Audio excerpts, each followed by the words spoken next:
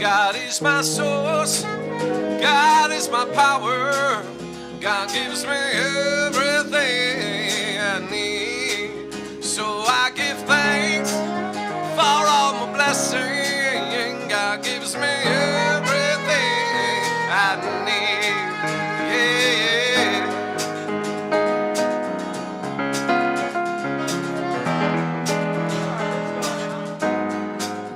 God is my source. God is my power. God gives me everything I need. So I give thanks for all my blessings. God gives me everything I need. Here we go. God gives me everything I need. God gives me everything I need.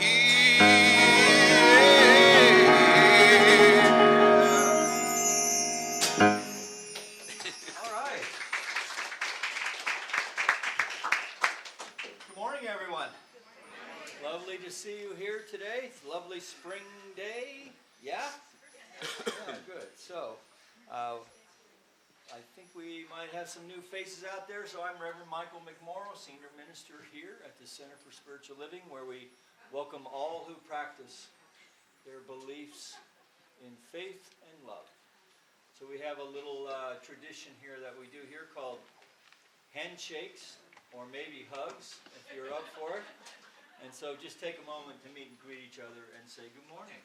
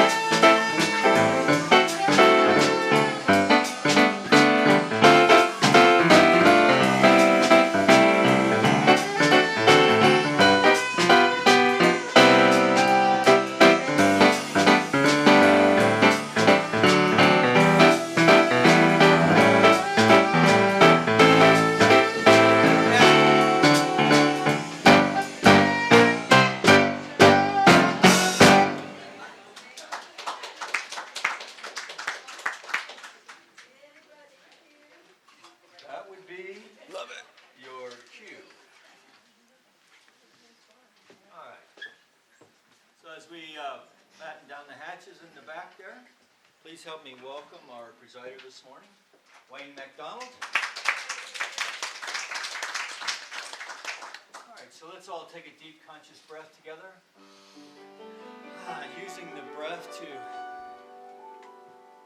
anchor us in this moment, maybe surrender to this moment.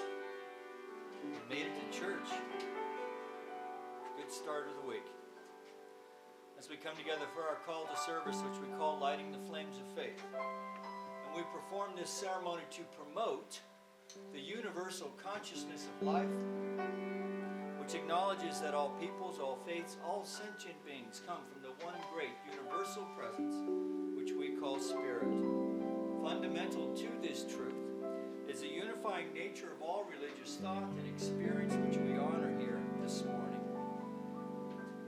So as Wayne lights the first candle, it's for the Tao, honoring the universal path of harmony and equilibrium, the natural way.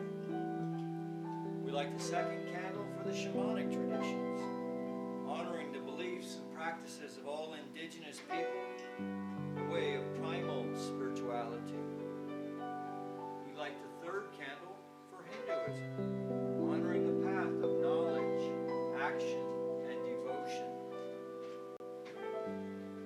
We light the fourth candle for Judaism, honoring the ethical path of living by sacred law. We light the fifth candle for all forms of truths and the path of compassion. We light the sixth candle for all forms of Christianity, honoring the Christ consciousness as the path of love. The seventh candle we light for all forms of Islam, honoring the path of submission to the will of God as the highest calling.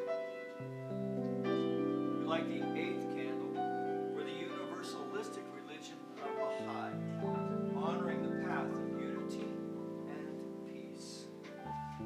The ninth candle we light for all forms of new thought, honoring the metaphysical path of mental healing through the practice of universal spiritual principles.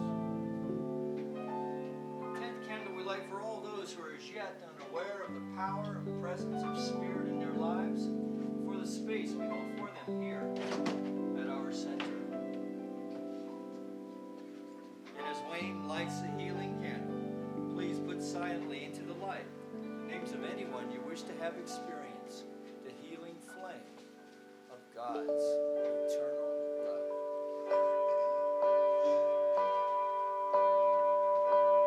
In this moment,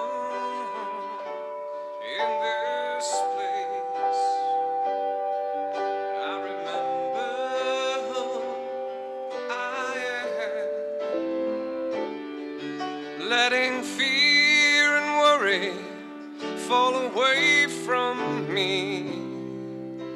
I open my eyes and I see there is only love.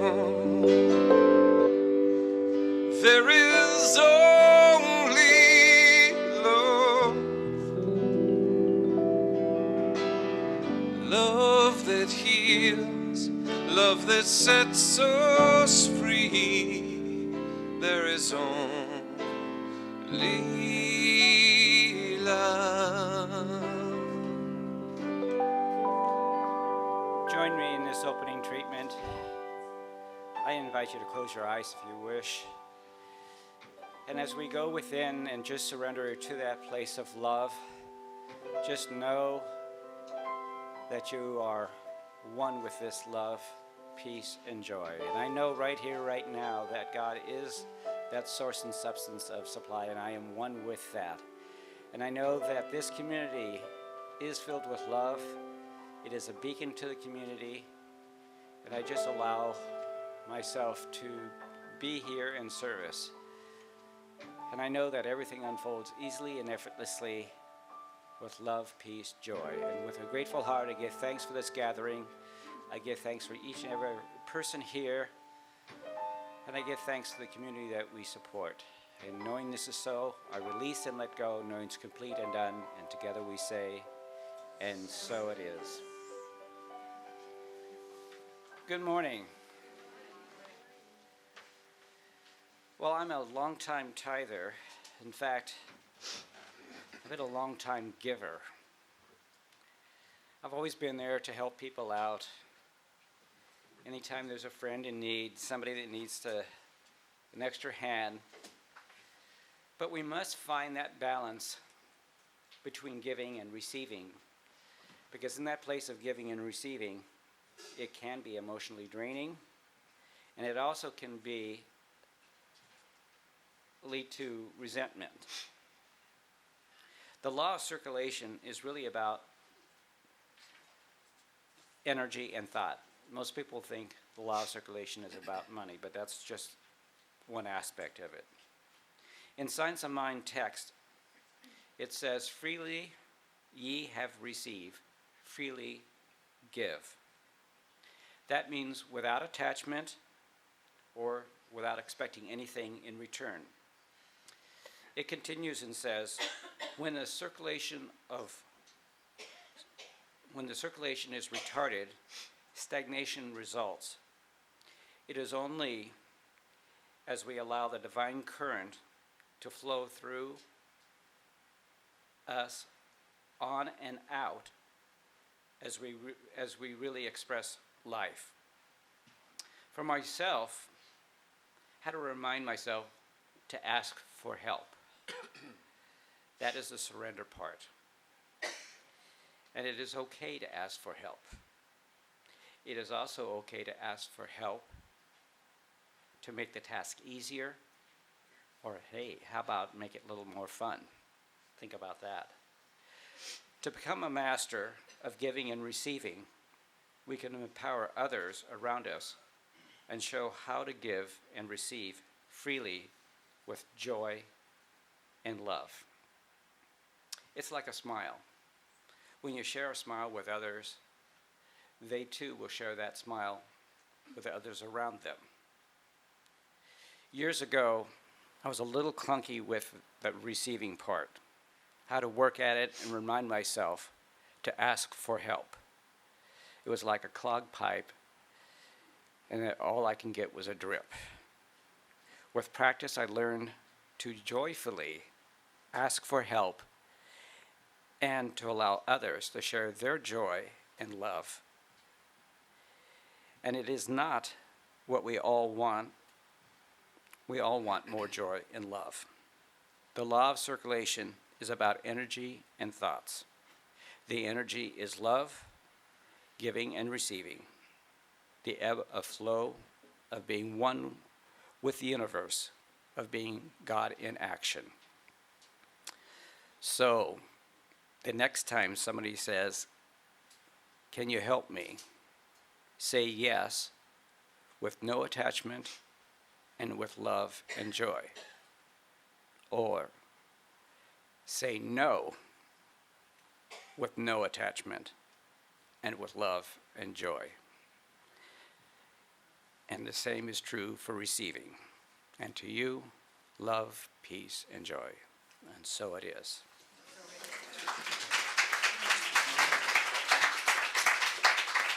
Good morning, everybody. How you doing? All right. Today we have some fantastic musicians. Please welcome Mr. Ian Solomon on the upright bass.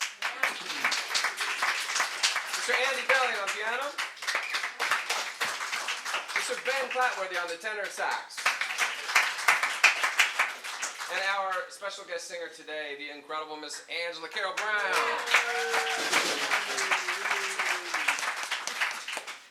Here we go. 1, 2, 1, 2, 3.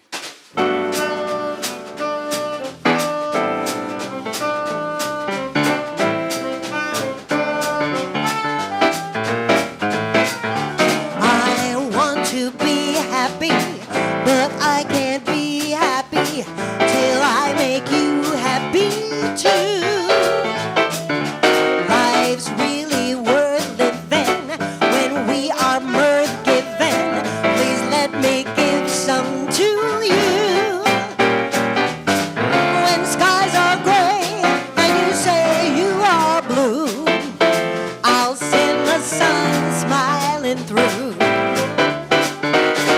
I want to be happy, but I can't be happy till I make you happy too. I want to be happy, but I can't be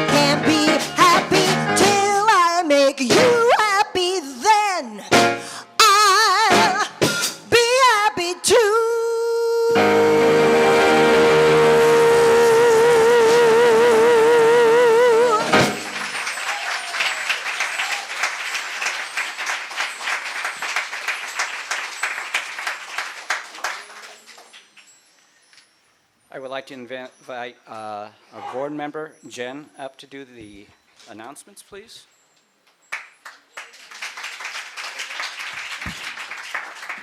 Hi, everyone. Just a couple of announcements today. It is our annual membership meeting and potluck. And just so you know, you don't have to be a member to sit in on that. So if you want to know how the center operates and all the activities going on, feel free to join us. And then the best part is there's a giant potluck in the fellowship hall next door after that meeting. So please join us for that too. And then on Friday, April 8th at 7 p.m. here in the sanctuary, Brian Lotman is coming, and it's this little flyer in the program, and it sounds so interesting. He's going to be playing a harmonium, and it says, "Bask in the holy vibrations of mantra music." So doesn't that sound interesting? Don't miss it. That's it for announcements. Thank you. Would you please stand for the Declaration of Principles? And together, we believe in one universal spirit, manifesting through all, natural and incarnate in us. We believe that the universal spirit is personal to and reveals itself through everyone who recognizes its presence. We believe that our faith operates upon the law of mind, which automatically manifests in our experience according to that faith. We believe in the unity of all life and in the immortality of the individual soul forever expanding.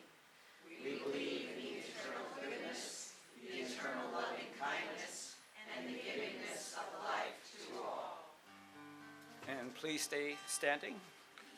1, 2, 3, 4, 5, 6.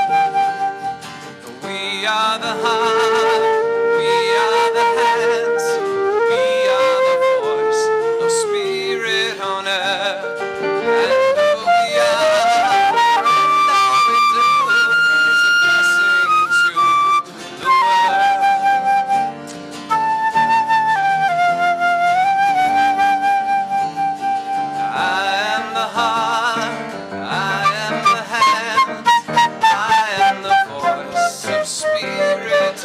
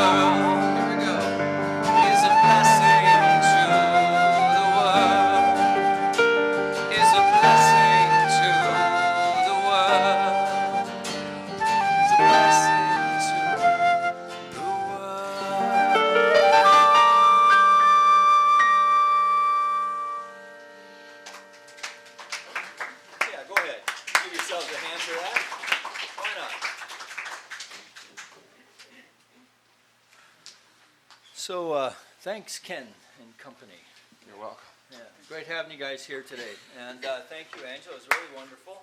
Yeah, it's good to see you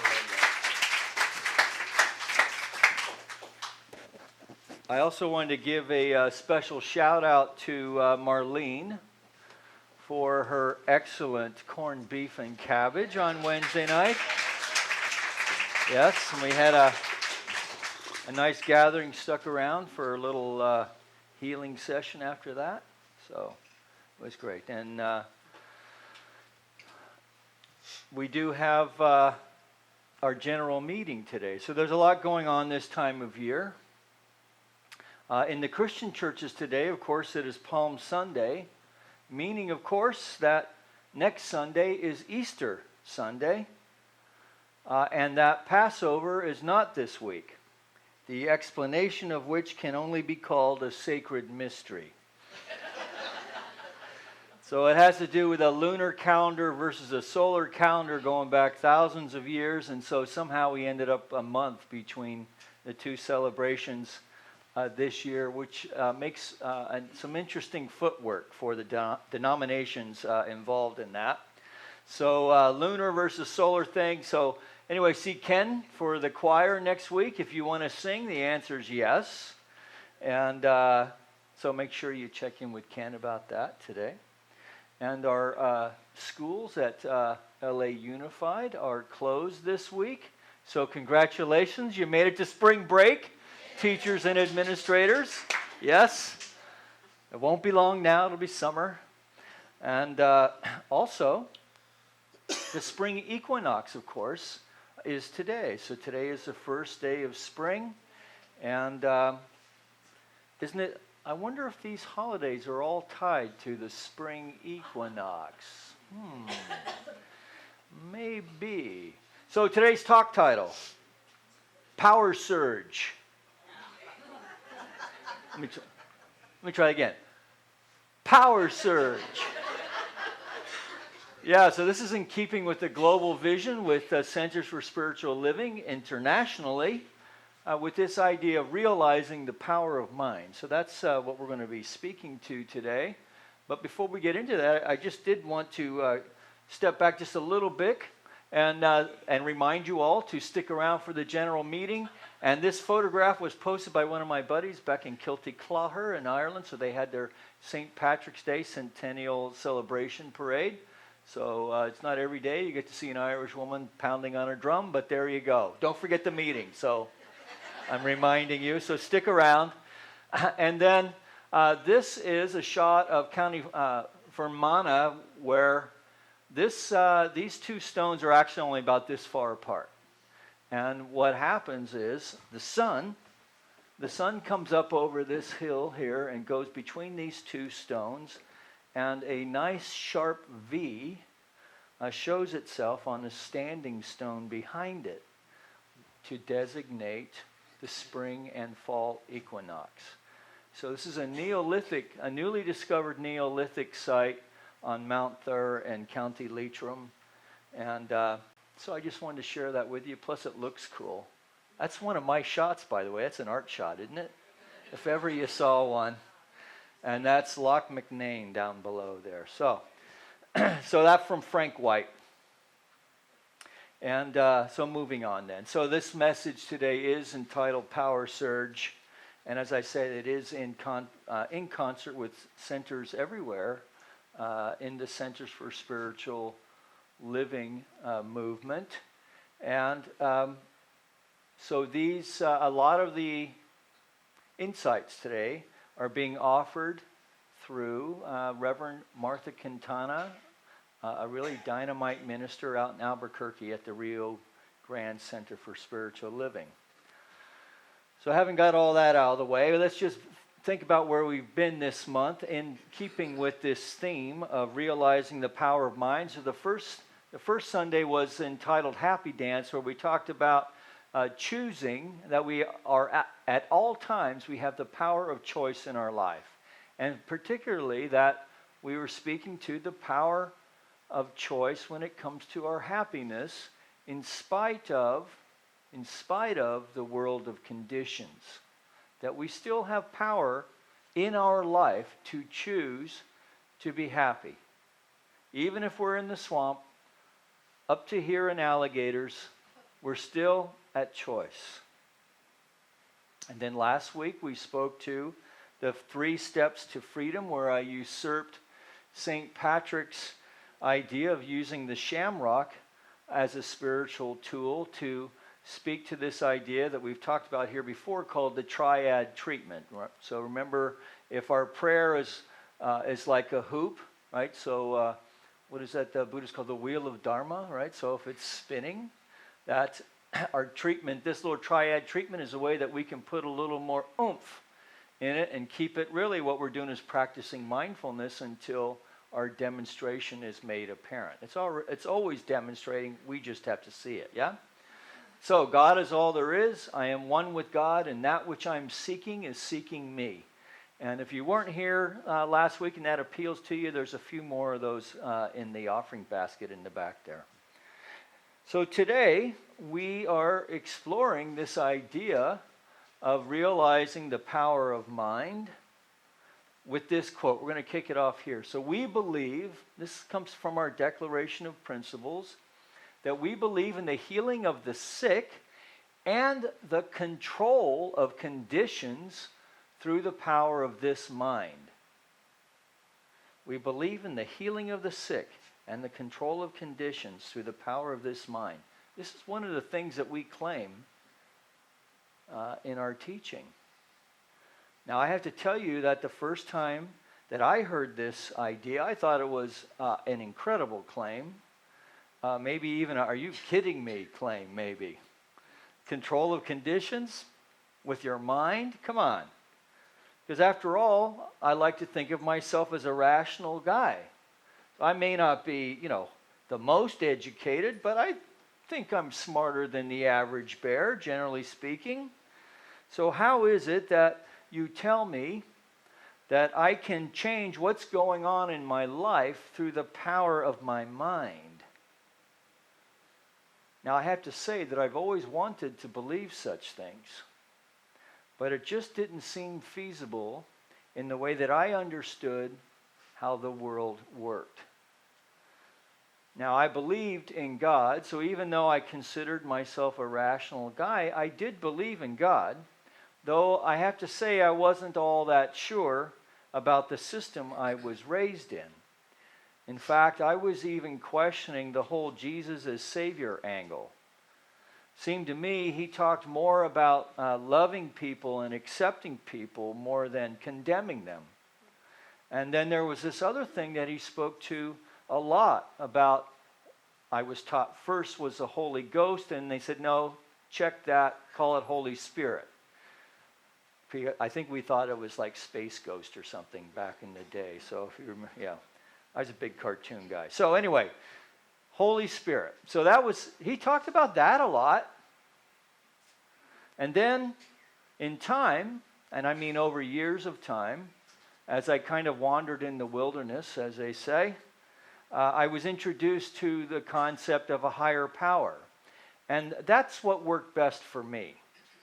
So at some point I just said, you know what, I'm not going to consider such things. I'm just going to know that there's a God, I'm not it, and I'm not sure how it works, but I can't shake the idea. I mean, it was really kind of that basic. I can't shake it. So, okay, higher power. So now, I had a concept of a higher power, but I have to say I did not believe in the power of prayer because I was not getting the stuff I prayed for. With the exception of removing my natural tendency for alcoholic beverages. So I had a powerful thirst, but that was removed through this higher power idea, so I proved it there. But I got to say, prayer sounded like magic, and magic is not rational. It's sleight of hand. So it didn't square. So now I had this rational understanding of the world, and I had this loosely held spirituality that had Judeo-Christian tenets as its moral code that I think are still valid in many ways when we consider the universality of such things, And then I came across religious science. And they said, among other things, that we believe in the healing of the sick and the control of conditions through the power of this mind. Now, what I heard was that we control the conditions through the mind. Not this mind, the mind, my mind. Now, this is only a half-truth. And I'm going to come back to that. So, here's the claim. Again, we believe in the healing of the sick and control of conditions through the power of this mind. So, as I like to do with any kind of philosophical pondering, I start with the definition of terms. And the definition of terms is defined through this teaching in the glossary. A condition, then, is that which follows cause. A condition is that which follows cause, the effect of law. Now, that's out of the Science of Mind textbook, back in the glossary, page 580. So that's like cause, like the first time I came here, cause, effect, law. Now, what is this place? You mean in that kind of what goes around, comes around 70s hippie kind of thing? Is that what you mean? Well, yeah, sort of, but with a twist. With a twist. So we live, here's the deal, we live in a spiritual universe. So here's the thing. If we're willing to take the big giant leap that there is God, I mean, if we are considering that this is a truth in life, then we have to, by extension, understand and know that we live in a spiritual universe, that everything is spirit. Now, if you don't believe in God, then this is an even bigger jump. Doesn't mean you're not using the law, by the way. But I believe in higher power, spirit, truth, creativity, light, love. And I see it expressing itself in this thing called life. So I understand that we live in a spiritual universe, that everything is spirit, everything is energy, including what we see as the physical world. Well, now the physicists are telling us that that's true. The scientists, the godless scientists, are telling us that we live in a spiritual universe because it's all energy. And since all is energy and spirit is the cause of every physical thing we can see, then the effect is the physical world. We go to cause then. We go to cause to change effect as many times as we need or desire, and to remember that there are no mistakes then in this regard. Just a misuse of this power of prayer, the misuse of this thing we call law. So then the quintessential question is, what experience do I want to have? So, a spiritual universe versus a scientific one? Or maybe a spiritual universe expressing itself as scientific universe. A spiritual universe expressing itself as scientific law / principles propelled by the spiritual impulsion of spirit as a divine activity of universal mind. As this manifest universe.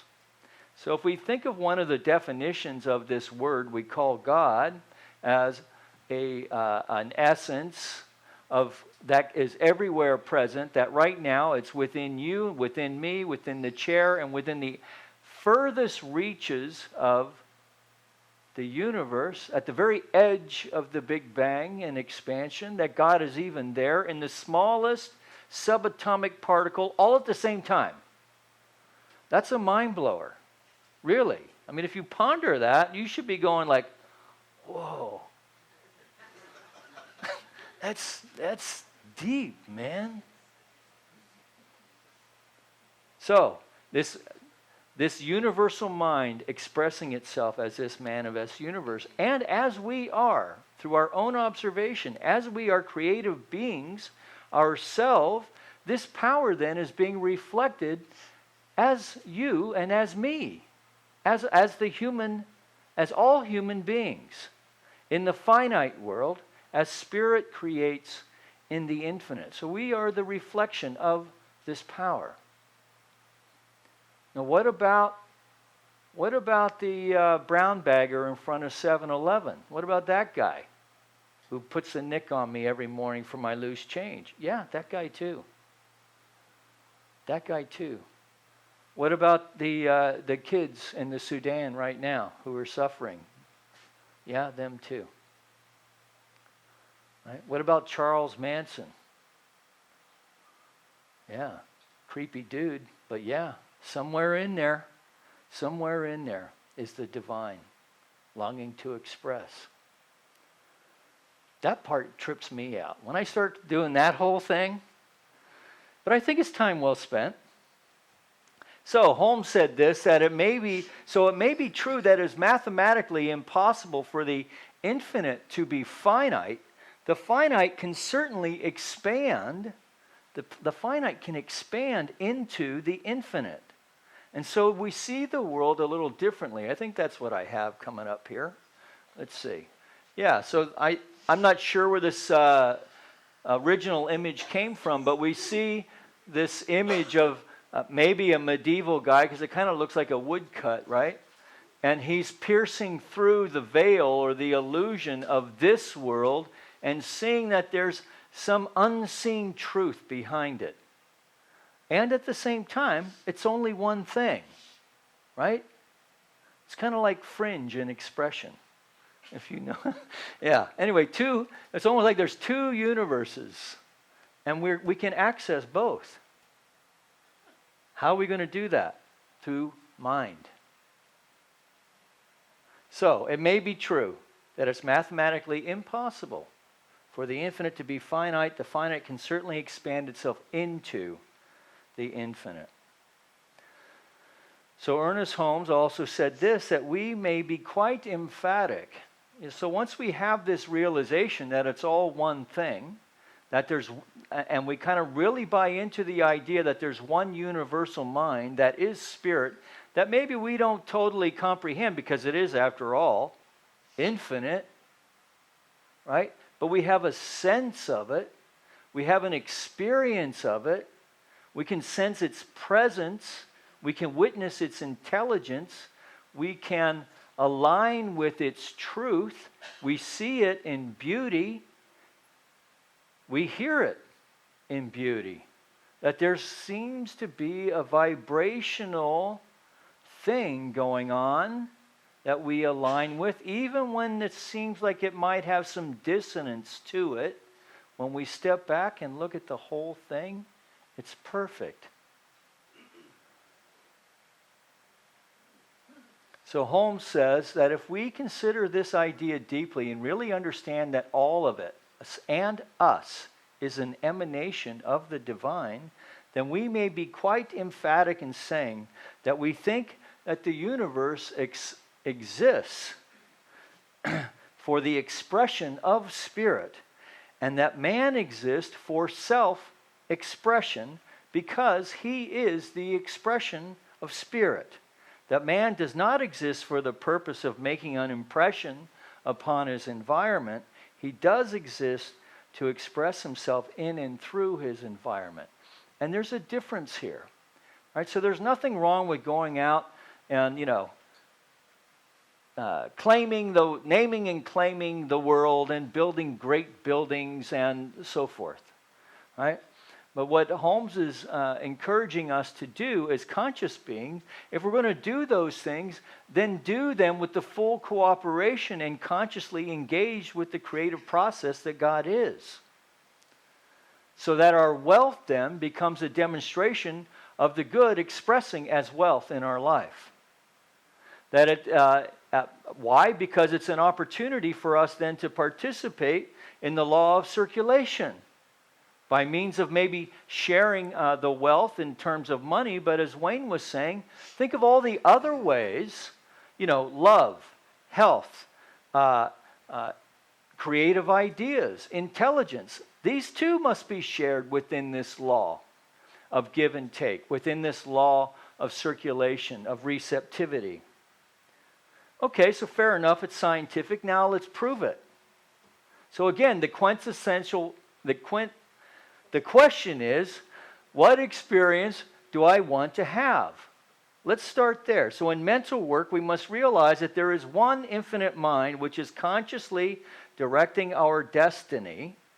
Every day we must know no mistakes have been made, and none are being made, and none can be made. That there is one supreme intelligence which governs, guides, guards, tells me what to do, when to act, and how to act. And having done this in perfect faith, act with perfect assurance, act with confidence, knowing that Spirit's got our back because that's what's expressing anyway. So we often think, because our experiences of this body, right? So this is the end of my two hands clapping together. But we are part of something much bigger than that.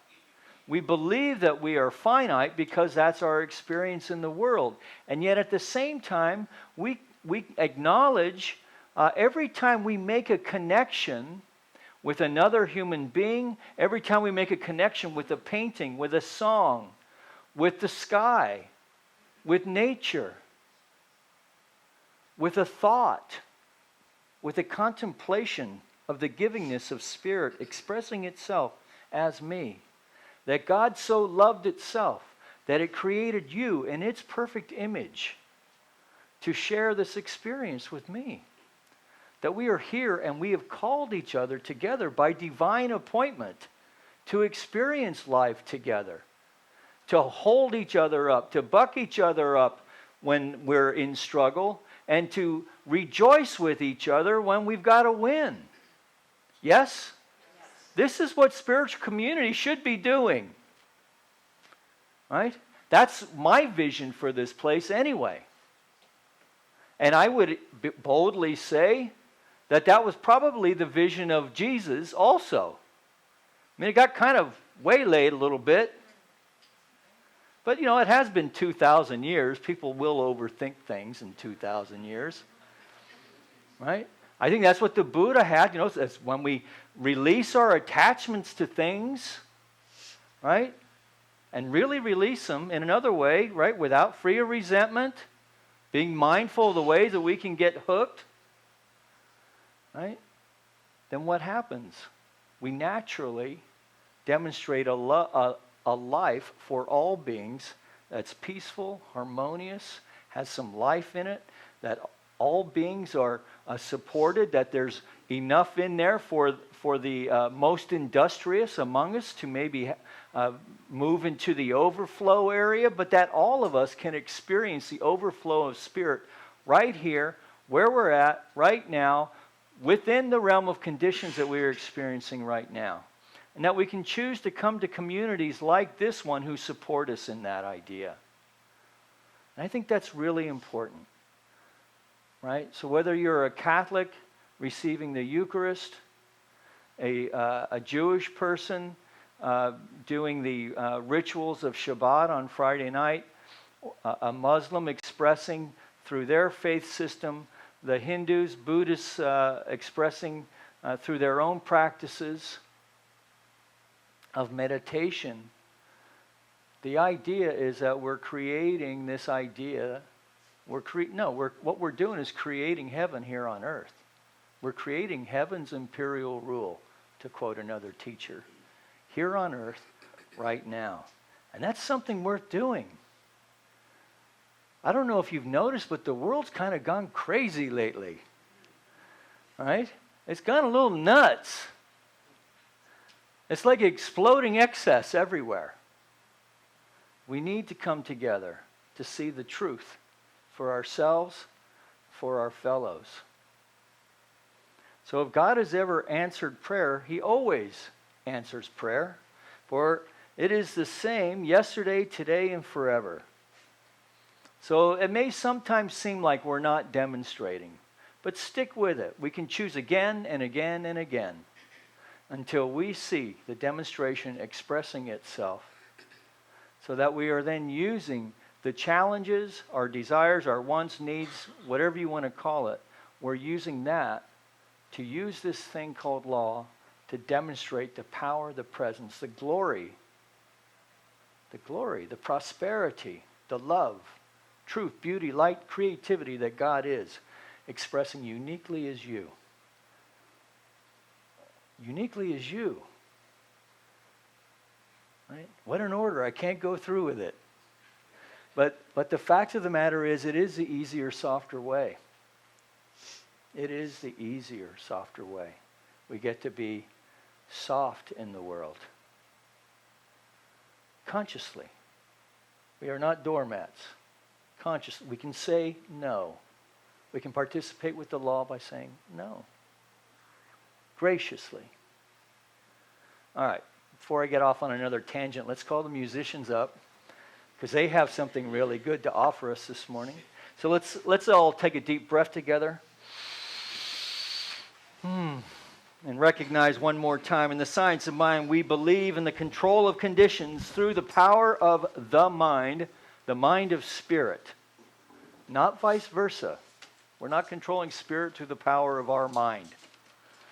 That's a fool's errand. Conditions do not control the mind, even though sometimes there is an appearance of this, because our consciousness is encased in a physical body that engages and experiences the physical world 16 hours a day.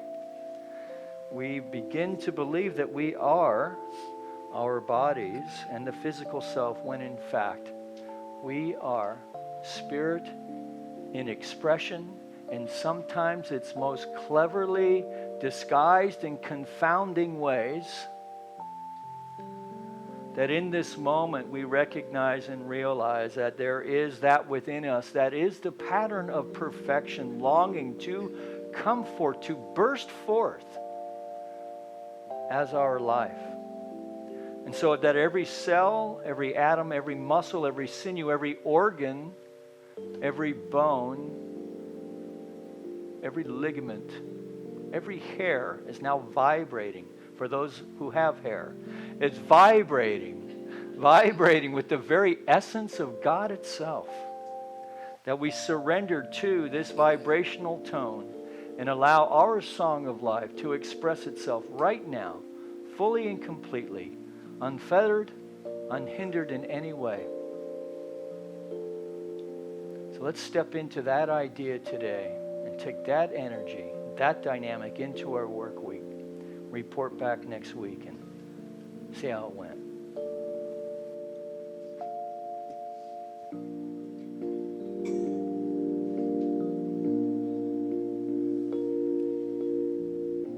It's not the pale moon that excites me, that thrills and delights me.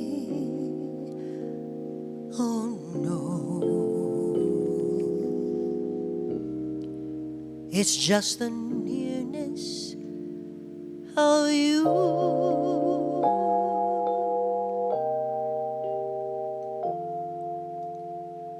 It isn't your sweet conversation that brings the sensation. Oh no, it's just the nearness of you.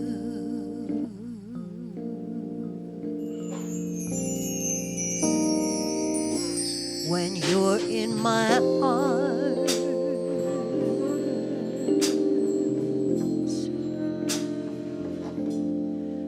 and I hold you close to me, all my wildest dreams come true.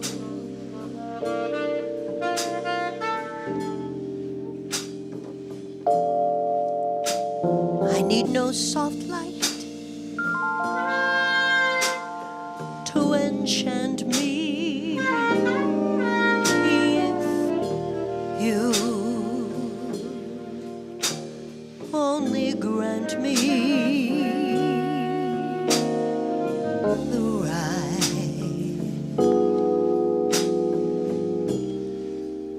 to hold you ever so tight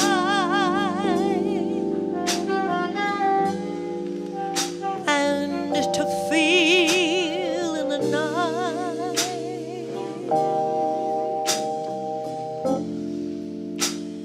the nearness of you.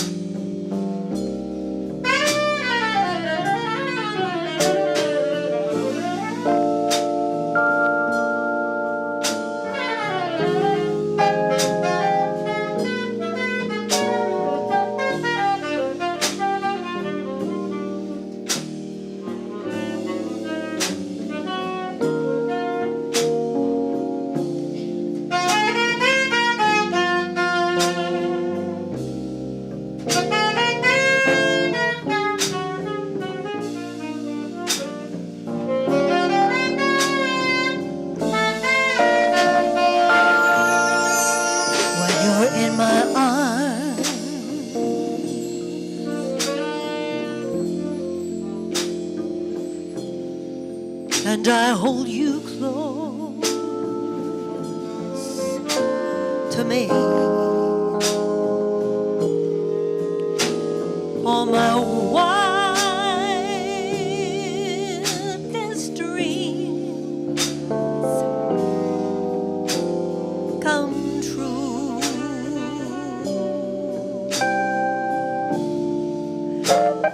I need no soft to enchant me. You only grant me the right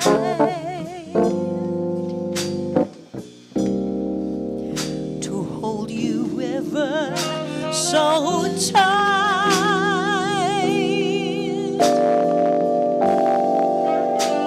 and to feel in the night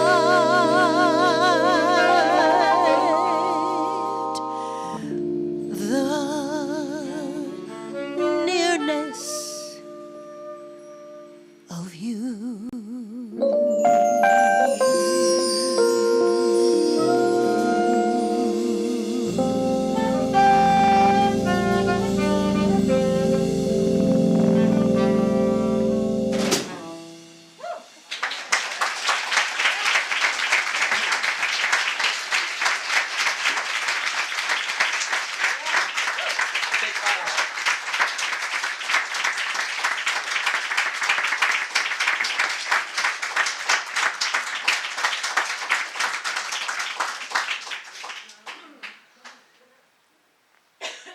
That's what we call around here a sitting ovation.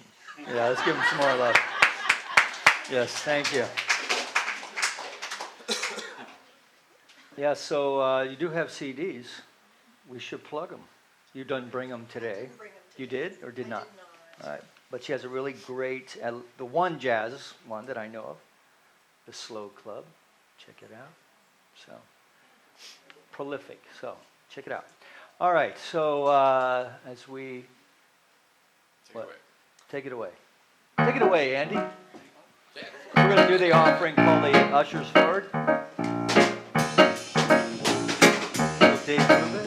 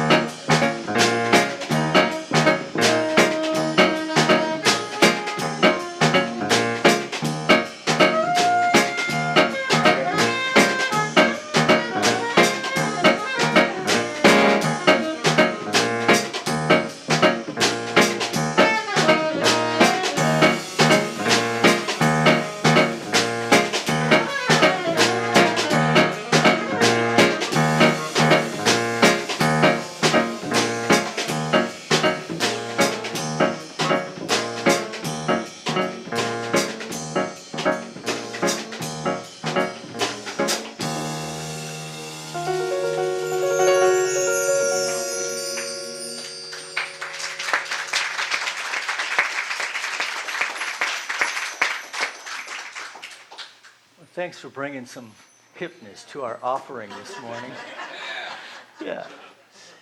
All right, so let's just go with it one more time, recognizing and knowing that the gifts presented here this morning, whether in blessing or in coin or in voice or instrumentation, that all have been the voice of Spirit in expression. And so from the generous heart of the individuals from which these gifts have been offered here this morning, we, representing the heart of this community, accept these gifts with deep respect and love as we know together they go forth to heal, to prosper, and to bless. The vision and life intention of each person here this morning and anyone connected to this center in any way.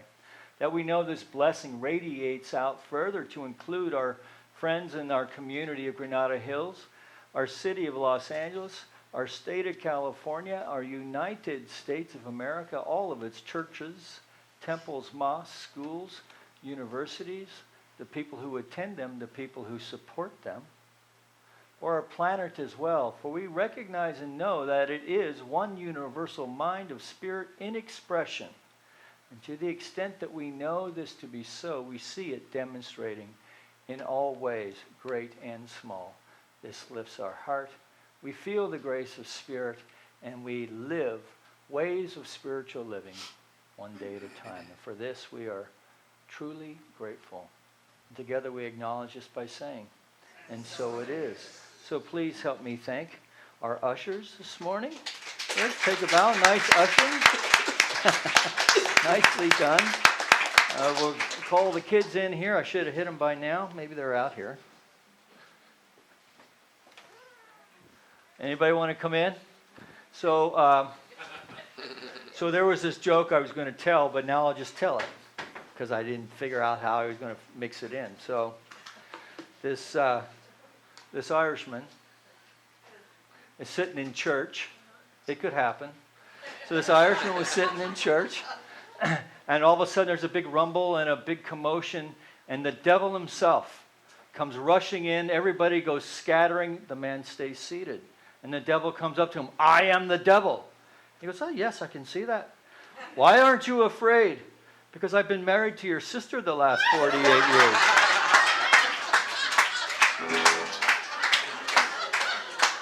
Not very church-like, but there you go. Come on in, you guys.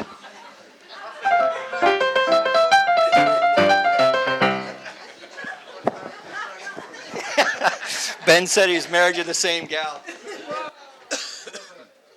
All right. So how are we doing, kids? All is well? Are we checking in or no? Okay. And the tweens are out there, and I'm sure they're having a great time, which is why they're... Oh, they're cooking. And the teens also. There's about 8 of them. Okay, so we have 8 tweens and teens who are cooking to support us today. Yes, all right. So let me tell you what's going to happen with the general meeting. You're going to get a report to find out about the various ministries, which is a lot more exciting than maybe that sounds like. And then we have a financial presentation, which is... We'll go over the highlights, but you will have the materials to look at. And what we're really wanting to do is to be transparent in that arena, so you can check all that out. And it's just a way for us to come together as community. We only do it once a year. So if you're curious about how we do things here, please stick around. If you're a member, we really need for you to stick around, and then we'll get on out of here. So let's do this. We'll do the closing song. Okay. We'll do the closing treatment first. Do the closing song. You have 5 minutes to restore your personal comforts. And we'll let the band try and figure out how to get out of here in 5 minutes, which may be near impossible. But we'll get things started and then we're going to eat afterwards. So please don't bring food into the sanctuary. All right. Okay? All right. Are we going to do a quick check-in? Okay. Are you going to speak for us today? All right, David, right into the fire there, buddy. Tell them who you are. I'm David. And what'd you do today? We're making stone soup. Learning about cooperation. Eating first? It's going to be done? Oh, yeah. Okay. All right, cool.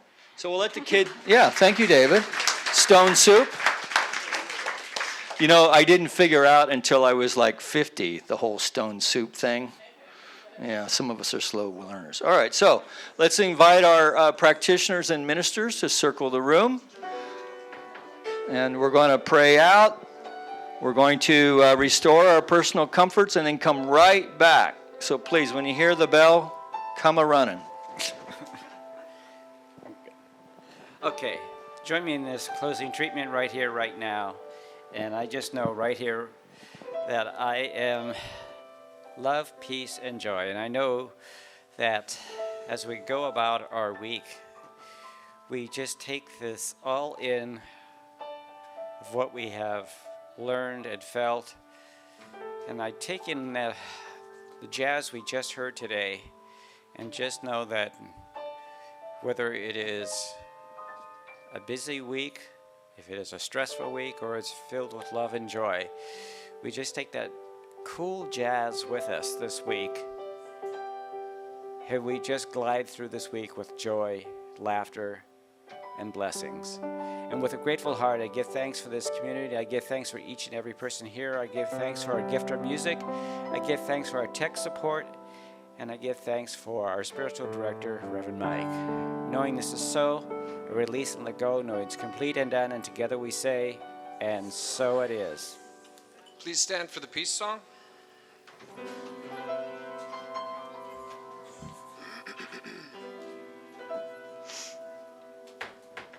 One, two, three, 4, 5, 6.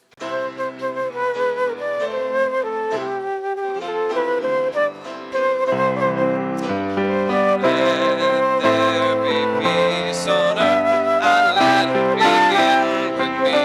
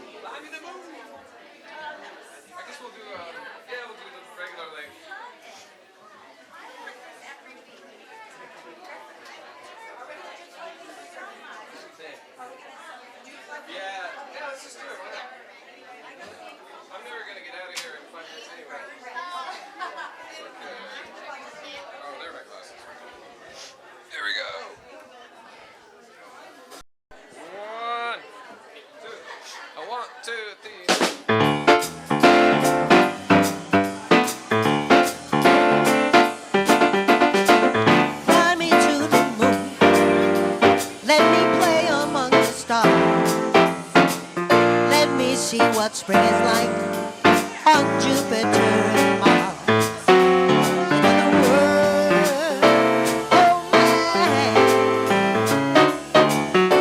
In other words, darling, kiss me. Fill my heart with song.